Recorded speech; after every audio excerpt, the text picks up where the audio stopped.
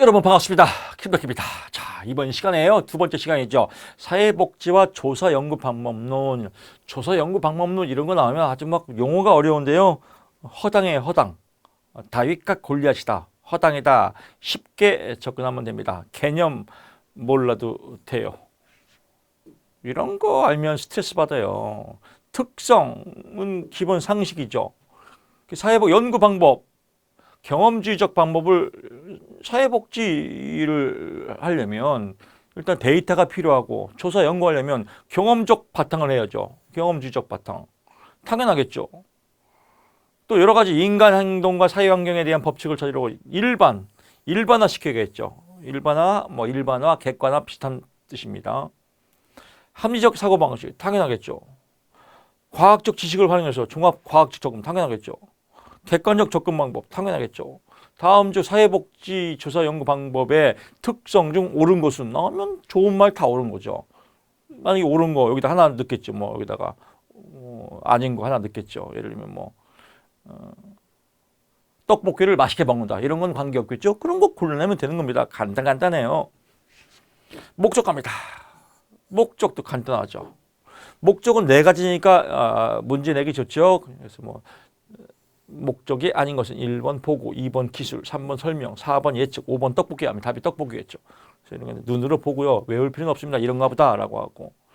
그냥 결론 자료로서 발표하는 거, 보고하는 거죠. 그래서 자료 발표. 보고는 뭐예요? 자료 발표. 기술은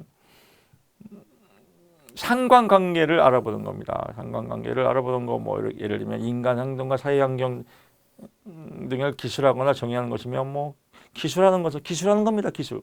그냥 늘어놓는 거. 설명하는 거 쉽죠. 인과관계. 또 인과관계를 모르고 인간관계인가?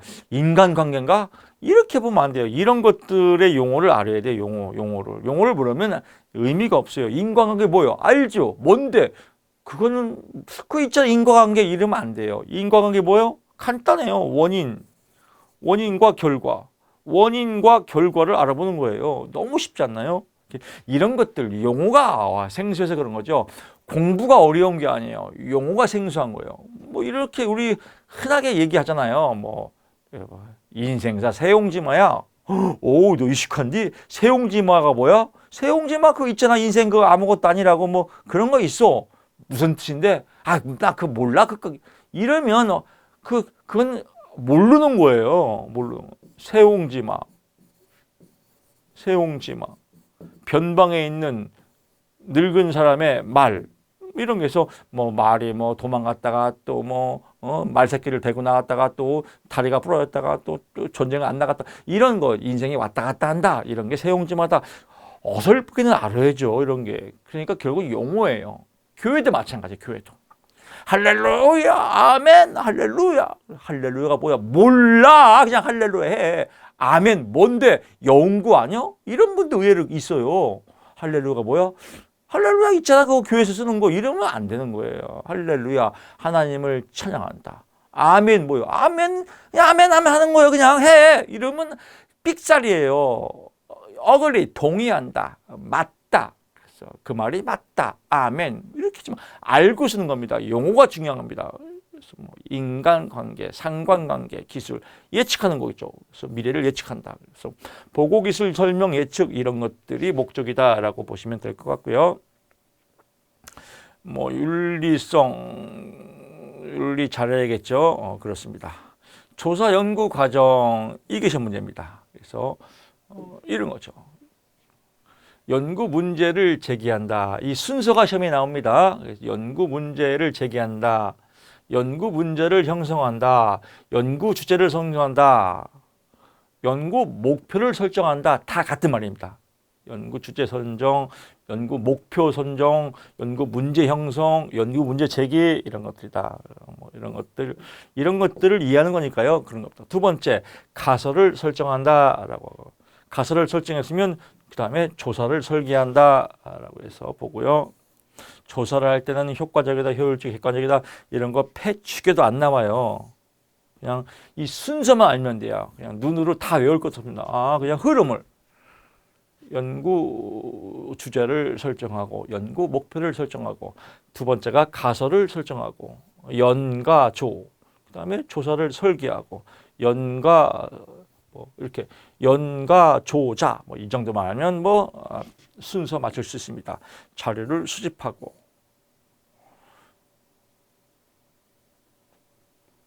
뭐 이런 자료 정리와 분석 및 해석을 하고 그 다음에 보고서 작성한다.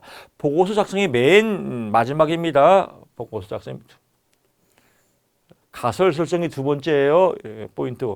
가설 설정이 두 번째. 보고서 작성이 맨 마지막. 자료 수집 정리가 4, 5 순서 보고시고. 이제 공부를 못하는 대부분의 유형들이 이런 겁니다. 시험 열심히 공부가 떨어진 유형들이 설계 유형에는 이 순서를 외워야 되는데 설계 유형에는 질적조사 연구가 있고 근거이론, 사례연구, 민속지학과, 양쪽조사는 실험설계, 유사실험설계, 서베이조사 이런 거 외운 사람이 있거든요. 그냥 이런 것들이 있구나 그냥 순서만 보면 되는데 그러니까 똥인지 된장인지 잘 몰라요. 자료 정리에는 양쪽조사 연구에 부호가 있고 왜냐면요 이렇게 배웠거든. 학교에서도 뺐고 또 다른 데서 공부할 때도 이런 거 다 설명하거든요. 자료와 정리의 분석 및 해석에서는 양쪽 조사 연구 자 별표하시고요. 별표 2개 하시고 부호와 별표 3개 하시고 별들에게 물어봐 거쳐서 입력 별표 4개 하시고 이게 미친 강의 아니에요. 시험에 하나도 안 나오는 거. 시험에는 순서가 나오는데. 그래서 공부는 특히 수험서 공부는 절대 공부의 량과 공부의 노력과 비례하지 않습니다. 엄한 데서 공부하는 사람들의 특징이 사회복사 1급 6개월 동안 공부해야 된다는데요. 삑살이에요. 엄한 거 공부하기가 그렇죠. 2달이면 패치겨도 합격입니다. 조사 연구의 유형. 잔머리 빠른 사람이면 한 달이면 합격할 수 있어요. 어차피 다 학교 갈 때 다 배운 건데 뭘 또 사람들이 공부를 해요. 그냥 툭툭 치고 들어가는 거죠. 여기도 마찬가지죠. 탐색적. 탐색은 뭐예요? 칸 보는 거, 알아보는 거죠. 그럴 때 어떻게 알아본다? 문헌조사. 이런 거. 문헌조사는 문헌조사를 하면 탐색 알아봐야죠. 여러 가지로. 그래서 문헌조사는 탐색을 하는 거구나라고 보고요. 시험에 나오면 얘만 나와요. 탐색은 문헌조사다. 기술적 조사 안 나와요. 설명적 조사 안 나와요. 끝. 너무 쉽지 않나요? 공부할 게 없어요. 시간적 차원의 분류 나옵니다. 이거 우리 인양에서 했죠. 그 범위예요. 횡단적 조사.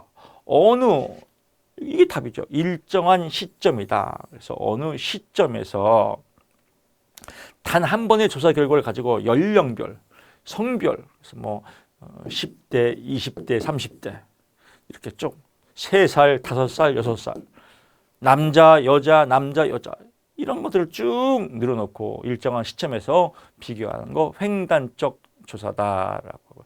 일정 시점에서 측정함으로 정태적이다. 움직임이 역동성이 부족하다. 그래서 이렇게 일정한 시점을 보고 하는 거 이건 횡단적. 쭉 일정한 기간을 보고 시점은 횡단, 일정 기간이 나오면 종단이다라고 보는 겁니다. 그래서 종단은 일정 기간 동안 움직임을 보는 거죠. 그래서 종단은 정태적이라고 하고 종단은 동태적이라고 하고 움직임이 크다라고 하고요. 횡단은 정태적, 움직임이 없다. 파동이 한 선에서 움직인다. 이렇게 보면 될 것 같습니다. 횡단 조사의 장점은 뭐예요? 그렇죠. 종단 조사에 비해서 시간과 비용을 절약하고 한 번에 많은 자료를 써요. 그냥 한 번에 모아놓고 하는 거니까 시점을 정해놓고 시간과 비용을 절약할 수 있고요. 한 번에 많은 자료를 얻는다. 횡단 조사의 단점은 조사 시점이 지난 후에 변화에 대해서 알 수 없다. 한 번 조사하고 퉁 치놓으니까 그 뒤는 알 수가 없다. 그래서 조사 시점이 지난 후에는 알 수 없다라고 보시면 되겠습니다. 여기 같은 맥락이죠. 주로 표본 조사를 실시하며 측정이 반복적으로 이루어지지 않는다. 한 번 보고 퉁친다라고 보면 될 것 같습니다. 종단적 조사는 반대겠죠. 여기가 일정 시점이라면 여기는 일정 기간이죠. 시험 문제에 일정 기간이란 말이 나오면 무조건 종단입니다. 또 많이 나오는 거 패널 조사 이런 말 나오면 종단입니다. 뭐 맨날 똑같아요. 패널 조사 나오면 종단이다. 패널이 뭐예요? 어떤 대상을 정해놓고 10살 때, 20살 때, 30살 때 쭉 계속 보는 이 패널을 정했다. 우리 정치에서도 나오지 않았습니까? 그래서 오늘 여당과 야당의 대표를 모시고 뭐 대화를 나누는데 각 패널들 의견을 들어보겠습니다. 이 패널들은 뭐예요? 사전에 뽑은 사람들이에요. 선발한 사람들. 선발한 사람들을 보고 그 대상을 오랫동안 연구하는 거 종단 연구다. 일정 기간 나오면 종단 연구, 패널 조사 나오면 종단 연구. 이런 게 다 시험 문제입니다. 너무 쉽지 않나요? 그렇습니다. 뭐 동년배 연구, 경향 연구, 경향 이건 뭐 뒤에 또 자세히 나오겠지만요. 좋습니다. 뭐 나오죠. 패널 조사는 뭐예요? 대상을 미리 정해놓고 하는 거다라고 보는 겁니다. 이 대상을 정해놓고 오랜 기간 조사를 해야 되니까 어떤 문제가 생겨요? 일정한 간격을 두고 동일한 대상을 반복 조사를 해야 되니까요. 오랫동안 관찰을 해야 되고요. 비용과 시간이 많이 든다. 수행하기, 계속 관찰하기가 어렵고 시간이 지남에 따라 조사 대상자의 패널이 중도에 탈락하는 문제, 나 조사 안 받아 탈락하는 경우도 있더라 라고 보면 될 것 같습니다. 동일한 대상에게 동일한 조사 내용을 반복해서 조사함으로써 인해 초기의 조사가 후기에 영향을 미치는 조사 반응성을 유발시킬 수 있다. 이걸 이제 전문 용어로 말하면 연습 효과가 생긴다. 연습 효과 또는 이월 효과 이런 것들이 왜 똑같은 대상을 똑같이 소화하니까 알았어 저거 저거구만 이렇게 연습 효과, 이월 효과가 나서 이런 것들에 대한 조사 반응성을 유발할 수 있다라고 보는 겁니다. 경향 조사는요. 경향 말 그대로 경향이에요. 추이를 알아보는 추세를 조사하는 거다. 그래서 1990년대와 2010년대의 10대들의 소비 성향, 소비 추이, 소비 추세를 알아보는 거 이런 것들을 무슨 조사라고 하냐? 경향 조사다. 그래서 동일한 주제를 반복적으로 조사하되 조사할 때마다 대상자가 다르다. 동일한 주제를 조사하면서 매번 다른 대상을 조사한다. 뭐 쭉쭉 나와. 동일한 주제를 조사하지만 매번 다른 대상자를 조사한다. 대상자가 다르겠죠. 경향을 분석하는 거니까요. 그래서 다른 대상자를 조사하는 거는 패널 조사. 패널 조사는 대상자가 한 명이고 경향 조사는 대상자가 다르다라고 보면 될 것 같습니다. 그래서 시간의 흐름에 따라서 대상자의 집단 변화를 관찰하는 조사 유형 경향 조사다. 패널 조사, 경향 조사. 동년배 조사도 시험에 나옵니다. 동년배는 그냥 나이가 같은 거예요. 그래서 전쟁 직후의 베이비붐 세대 같은 나이대죠. 386 세대 30대 뭐 80년대 학번 60년대의 출생자 386 세대 이런 N세대 베이비붐 세대 386 세대 N세대 이런 것들의 조사는 동년배 조사다. 시간의 변화에 따라 특정 동류 집단의 변화를 관찰한다. 그래서 동류 집단 나오면 동년배, 베이비붐 세대 나오면 동년배 이렇게 보시면 될 것 같습니다. 1990년대와 2010년대 이렇게 나오면 경향조사 이런 것들만 구분하면 됩니다. 우리 시험은 주관식 시험이 아닙니다. 주관식 시험이 어려운 거예요. 주관식 시험을 보면요. 봐본 사람들은 객관식 시험이라는 그 자체만으로도 굉장히 쉬워요. 경향조사의 특징을 쓰시오. 이런 시험이 아니잖아요. 동년배 조사의 특징을 쓰시오. 그러려면 다 외워야 돼요. 근데 그냥 전쟁 직후의 베이비붐 세대 386 동년배지. 동년배 조사 찍으면 돼요. 이렇게. 같은 추세지. 동일한 주제 조사. 하는데 대상이 바뀐데 경향 추세, 경향 조사. 한 사람이 쭉 간다. 패널 조사. 이것들은 뭐예요? 종단 연구구나. 뭐 이 정도만 알면 돼요. 그래서 이런 촉이 좋은 사람들은 객관식 시험이 아주 쉬워요. 공부가. 잘 찍는 것도 시험입니다. 이거 본 것 같은데? 맞아. 이렇게 주해서 제가 항상 강조하죠. 시험지를 봤는데 똑같이 안 나왔어. 근데 교수님이 그랬어. 저도 출제 많이 해봤다겠죠. 문제에 아무리 출제자가 의도를 가리려고 해도 문제의 단어가 중복돼요. 아니면 의미가 중복돼요. 그럼 똑같은 단어와 의미를 찾으면 그게 답이에요. 만약에 이런 거죠. 문제를 막 꽉 꼈어요. 막 3줄, 5줄 막 꼈어요. 근데 중간에 동료 집단이라는 말이 들어갔어. 동료? 동동동동 구리모. 아, 동동구리모, 동년배. 동류가 들어가니까 동년배겠지. 이렇게 답을 맞히면 돼요. 얼마나 쉬워요. 횡단조사 일정 시점이다. 여기는 일정 기간이다. 시간의 흐름, 기간이다 라고 보고요. 정태적 횡단, 동태적이다 라고 보면 될 것 같습니다. 횡단은 쭉 늘어놓고 퉁치 넘어가니까 크기가 크다. 종단은 한 사람을 쭉 보니까 크기가 작다. 이해하시죠? 아주 간단합니다. 기타 기준의 사례 연구입니다. 사례. 케이스 바이 케이스, 케이스를 연구하는 거예요. 사례 연구가 뭐요? 사례 연구 많이 나왔는데 조사로네? 뭔디? 사례론이 있죠. 이러면 안 되겠네. 사례 조사하는 거예요. 사례. 케이스 어떤 사례를 조사한다라고 보면 됩니다. 사례 연구 다 했어요. 얼마나 쉬워요. 사례 조사 중에서 시험에 잘 나오는 게 서베이 조사입니다. 서베이 조사는 대상을 직접 조사하는 겁니다. 대상을 직접 조사하는데 어떻게 대상을 이제 질문지 같은 유형으로 직접 조사하는데 질문지 직접 보고 질문하는 거 이건 뭐예요? 면접이죠. 우편으로 하는 거 우편으로 볼 수 있죠. 우편으로 조사하는 거 우편. 이메일로 조사하는 거 할 수 있죠. 그래서 이메일, 우편, 면접 이런 거 나오면 서베이 조사다라고 보는 겁니다. 그래서 대상을 질문지나 면접이나 우편 이런 우편도 뭐예요? 질문지가 들어가겠죠. 그래서 질문지를 면접이나 우편이나 이메일을 통해서 직접 구하는 방법이다. 예를 지역사회 요구 조사에 여기에 지역사회 요구 조사 욕구 지역사회에서 뭐가 필요한가 니즈 욕구 조사를 어떤 방법이 가장 좋은가요? 서베이 조사다. 왜 지역사회 대상에게 직접 물어보는가? 어떻게 물어봐요? 면접을 통해서 우편을 통해서 이메일을 통해서 그래서 우편 특히 나오면 서베이 조사다라고 보면 될 것 같습니다. 현지 조사는 현지 조사하는 거고 실험 조사는 실험하는 거고 이런 거는 패치해도 문제를 만들 수가 없겠죠. 그러니까 문제를 만들 수 있는 건 이것뿐이 없기 때문에 이것만 시험에 나옵니다. 조사 연구의 기초 나오죠. 이것도 뭐 기초 어쩌고 저쩌고 나오는데 뭐 볼 거 없습니다. 연구 문제의 선정 기준, 독창성, 경험, 검증, 윤리적 배려, 현실 당연하겠죠. 연구 문제의 선정 기준이 아닌 것은 지 맘대로 선정 이런 게 답이겠죠. 이건 상식 아니겠습니까? 이런 걸 뭘 공부해요?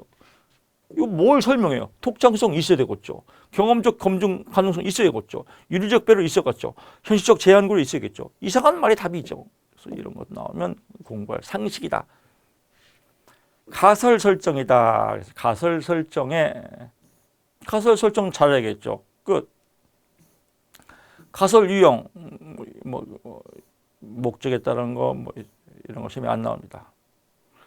연가설, 기무가설 이게 시험에 나옵니다. 연가설, 기무가설 나오는데 이거 어려운데 한 개도 안 어려워요. 아주 1도 안 어려워요. 연가설, 기무가설이라고 해요. 이게 없을 무예요. 없을 것이다. 그런 것이 없을 것이다. 라는 연가설의 기호 표시 패치게도 안 나와요. 이런 거 외우니까 헛발질하는 겁니다. 연가설의 반대는 뭐예요? 연구가설이에요. 연구가설은 뭐예요? A에서 B에서 연구하는 거예요. 실험실 가설 또는 실험가설, 연구, 데이터가 나와야죠. 독립변이 나오고 종속변이 나오던 이런 원인과 관계가 명확한 거. 연구가설. 반대는 뭐예요? 인과관계 없어. 그냥 그런 것이 없을 것이다 라는 겁니다. 가설 검증에서 반드시 필요한 가설이다 뭐 쭉 나오는데 연구자가 거치로 증명되기를 기대하는 가설이다 어렵죠. 무슨 말인지 몰라. 이런 것들 쭉 보면 뭐 로널드 피셔가 만들었다. 피셔가 만들었는지 피자가 만들었는지 이거 아무 의미가 없어요. 그래서 저도 이 대학원 다닐 때 봤는데 이거 대학원에서 맨날 거의 한 달을 이 집만 하는 거예요. 연가설, 김가설 맨날 쓸데없는 거 아주 미친 공부죠. 이런 것들. 쭉 보면 영가설은 통계학에서 처음으로 버릴 것을 예상하는 거예요. 그러니까 버리는 카드예요. 영가설은 버리는 카드다. 관계가 없을 것이다 라고 버리는 카드를 말하는 겁니다. 그래서 뭐 나머지 쭉쭉 볼 거 없고요. 볼 거 없습니다. 두 개 이상의 변수 간의 관계가 없을 것이다 라고 가정하는 겁니다. 그러니까 관계가 없을 것, 그래서 귀무가설이에요. 없을 것이다. 그럼 뭐예요? 시험에 이렇게 나와요. 영가설은 두 개 이상의 변수 간의 관계가 없다라는 것을 의미한다 이렇게 나와요. 그러면 잘못 공부하면 그렇지라고 해서 걸려 들어가는 거예요. 없다가 아니라 없을 것이다 라고 추정하는 겁니다. 그래서 영가설은 어떤 이론에서 연구가설의 반대인데 연구가설은 관계가 있다 없다가 딱 떨어지지만 영가설은 관계가 없을 것이다 라고 가정하는 것이다. 없다가 아니라 없을 것이다. 답이 1번이에요. 이거 외우면 끝이에요. 영가설 끝. 너무 쉽지 않나요? 쓸데없이 이런 거 외우니까 공부가 어려운 거죠. 가설의 구비 조건, 가설 잘 해야 됩니다. 다 했습니다. 개념적 정의, 개념을 정의한 겁니다. 조작적 정의, 조작을 잘해서 정의한 겁니다. 시험에 안 나와요. 변수와의 관념, 이게 시험에 잘 나옵니다. 그래서 변수와의 관념. 독립변인, 뭐 쭉, 이거 시험에 징그럽게 나와요. 이거 안 나올 데가 없으나 패치기도 나와요. 근데 이렇게 설명할게요.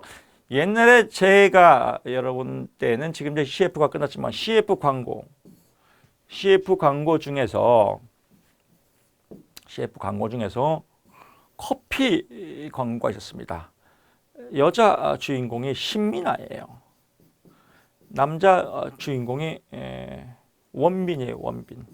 이때 둘이가 제일 톱스타였어요. 신민아 지금 무슨 뭐 어디 나오더라고요. 저도 TV 잘 보시면 TV 보니까 뭐 갯마을 뭔가 같은 거기 나오더라고요. 뭐 바닷가에서 신민아.